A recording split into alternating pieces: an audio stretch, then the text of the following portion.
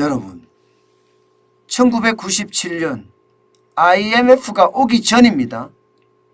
예, 이 당시에 대한민국의 가장 큰 축이라고 이야기하는 재정 적자가 났고요. 예, 여기에다가 우리가 가장 잘한다고 이야기하는 무역 적자가 났습니다. 쉽게 말하면 재정과 무역 쌍둥이 적자가 일어난 게 1997년이라는 겁니다. 보시는 것처럼 경상수지는 1997년 1월에 31억 3천만 달러의 적자가 났고요. 재정수지는 1997년 말에 7조 원 규모가 적자가 났어요. 그런데 여러분 이 쌍둥이 적자 있잖아요. 이거 굉장히 무서운 거예요. 1997년과 1998년을 여러분 생각해 보세요. 쌍둥이 적자가 나니까 대한민국에 외환위기가 덮쳤단 말입니다. 외환위기가. 자, 그러면 지금 대한민국은 어떨까? 지금 대한민국 연말에 쌍둥이 적자가 날 가능성이 굉장히 커지고 있습니다. 연말에. 저는 이게 어떻게 생각하면 큰 두려움 중에 하나라고 생각합니다. 큰 두려움 중에 하나. 여러분 이거 한번 보세요. 일단 무역수지. 경상수지는요. 무역수지 플러스 소득수지 플러스 서비스수지 플러스 이전수지 이렇게 합쳐야 됩니다. 물론 기타 수지도 있지만 이렇게 합쳐야 됩니다. 그중에서 가장 영향을 많이 받는 거. 경상수지가 적자가 난다 안 난다에 가장 영향을 많이 받는 게 무역수지예요. 무역수지는 상품이거든요. 상품의 교역을 말합니다. 상품이 수출하고 수입하고 하면서 일어날 수 있는 그 수지를 말하는데 여러분 보세요. 지금 난리도 아니에요.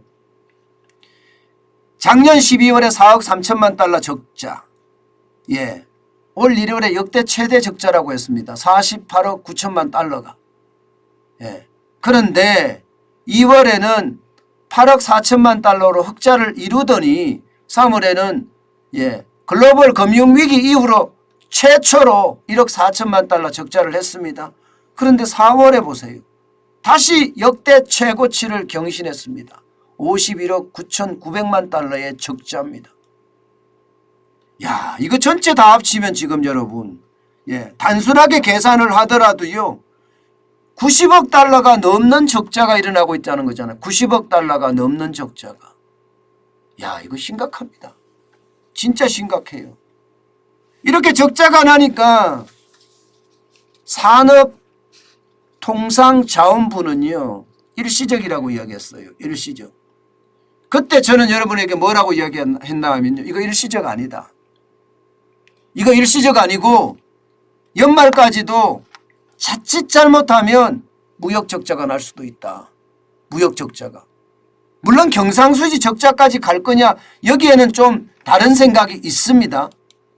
경상수지는 소득수지도 있고 서비스수지도 있고 이전수지도 있으니까요.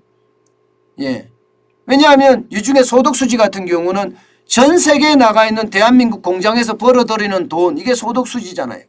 소득수지가 클 거란 말입니다. 여기에다가 서비스 수지라고 이야기하는 뭐 항공이나 해운이나 서비스를 왔다 갔다 하면서 일어날 수 이것도 좀 그렇게 나쁘지 않습니다. 아마 여행 수지가 이제 커지면 굉장히 나빠질 수도 있겠죠. 그렇지만 소득 수지가 좋기 때문에 당분간은 괜찮을 거다 이렇게 예상은 할 수 있어요. 그러나 이 예상이 맞아떨어질런지는 시간을 더 두고 봐야 되지만 세계 경제가 꼬꾸라지고 있는 상태에서 과연 소득수지가 계속 좋아질 거냐 줄어들지는 않을 거냐 이런 생각하거든요. 그러면 무역수지는 무역수지대로 떨어지고요. 소득수지는 소득수지대로 떨어져서 결국 말입니다. 전체 우리 경제에 경상수지 적자라는 최악의 시나리오도 가져올 수 있습니다.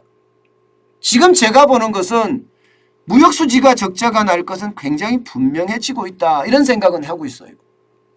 지금 여러분 4월에 보세요. 4월에 20일까지입니다. 에너지 가격이 계속 올라가죠.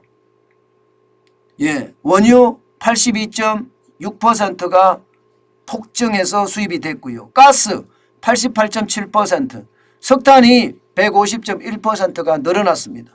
사우디아라비아에서만 무려 104.2%가 폭증했어요. 이게 산업부 말대로라면요. 4월에 에너지 수입 가격은 줄어야 돼요. 4월에. 게다가 전략 비축유까지 지금 풀고 있는 상태잖아요. 그러면 에너지 수입 가격이 줄어들어야 되는데 안 줄어들고 있어요. 당시에 산업부에서는 뭐라고 했나 하면요. 결국 말입니다. 에너지 가격은 겨울이기 때문에 에너지 소비량이 많고 그에 따라서 일시적으로 적자가 난 거다. 이렇게 이야기했는데 4월에 가니까 굉장히 다르잖아요. 이렇게 되면 여러분 4월 달에는요. 저는 무조건 적자가 난다고 봅니다. 4월 20일까지 51억 9,900만 달러면 작년에 대비해서 어마어마한 숫자거든요. 이게 작년 대비해 보면요. 퍼센트로 따지면 253%나 늘어났습니다. 작년의 적자는 20억 5,400만 달러였습니다. 일반적으로 월 초에는요. 수출이 적기 때문에 적자가 일반적으로 납니다. 그러나 월말로 가면 갈수록 말입니다. 수출이 늘어나기 때문에 이게 달라지거든요. 그런데 커도 너무 커요. 4월 20일까지 51억 9,900만 달러는 이거 쉽지가 않습니다. 흑자로 돌리기는 쉽지가 않아요. 그럼 결국 적자가 난다는 이야기인데 이렇게 적자가 났을 때 여러분 생각을 해보세요. 결국 말입니다. 산업부가 이야기한 일시적이란 말은 일단 거짓말이고요. 일단 거짓말이고 이게 상황이 좀 더 발전되면 저는 석유 제품의 어떤 폭증 이런 것들도 수익률에서 굉장히 못 미친다고 저는 보거든요. 상황이 발전이 되면 이게 여러분 반도체 외에 말입니다. 다른 제품들 원자재 가격이 엄청나게 올랐잖아요. 그래서 수출 착시 현상도 저는 심각하게 있다고 봐요. 이렇게 됐을 때 여러분 4월에는 경상수지가 적자가 날 수가 있습니다. 4월에는 경상수지가 적자가 날 수 있어요. 무역수지만 적자가 나는 것이 아니라 경상수지요. 지금 외국인들 투자 많이 하잖아요. 외국인들 말입니다. 진짜 많이 하거든요. 그런데 요즘 외국인들 다 빠져나가고 있어요. 저는 이게 충격이라고 보고요. 특히 말입니다. 문재인 정부 들어와서 말입니다. 외국인들은 실망감이 굉장히 크다고 보이는 겁니다. 지금 보시는 것처럼 외국인들이 재투자를 안 해요. 배당금을 받으면 다 갖고 본국으로 가버립니다. 10% 정도 재투자한다고 해요. 10%. 그러면 어떻게 될까요? 경상수지 적자는 불을 보듯 뻔합니다. 4월이 이렇습니다. 물론 이게 12월까지 적자가 난다. 이렇게는 예상을 안 하지만 이게 자칫 그렇게 돌아갈 가능성도 굉장히 많습니다. 저는 이렇게 됐을 때 대한민국이 잘한다는 수출이 무너지는 거잖아요. 일본은 이미 경상수지 적자가 날 거라고 예상을 하고 있습니다.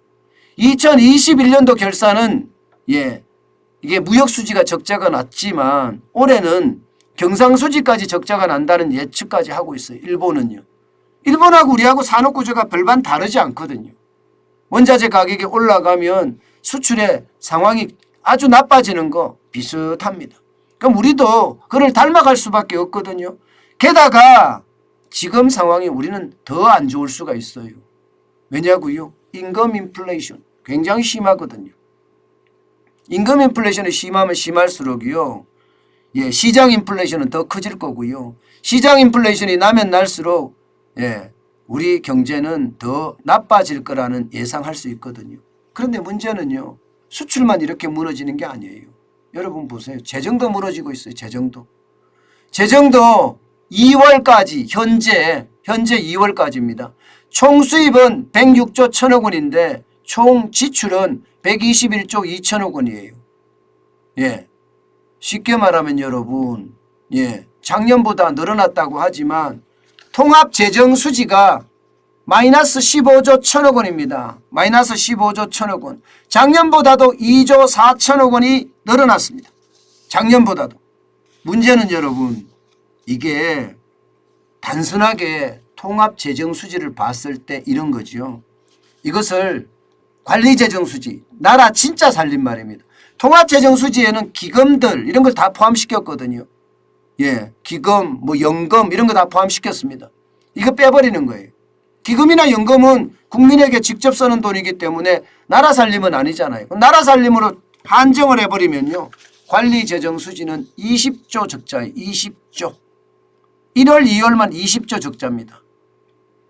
자, 그러면 재정까지 적자가 나는 데다가 문제는 올해 재정수지 전망, 관리재정수지 전망을 하는데 심각한 수준이에요. 123조 2천억 원이 적자가 날 거다 이렇게 예상을 합니다. 그러면 여러분 보세요. 수출은 수출대로 망가지죠. 나라 재정은 재정대로 망가지죠. 과연 이렇게 됐을 때 신용등급 유지할 수 있을까요? 신용등급. 지금은 네 번째입니다. 네 번째. 위에서 네 번째입니다.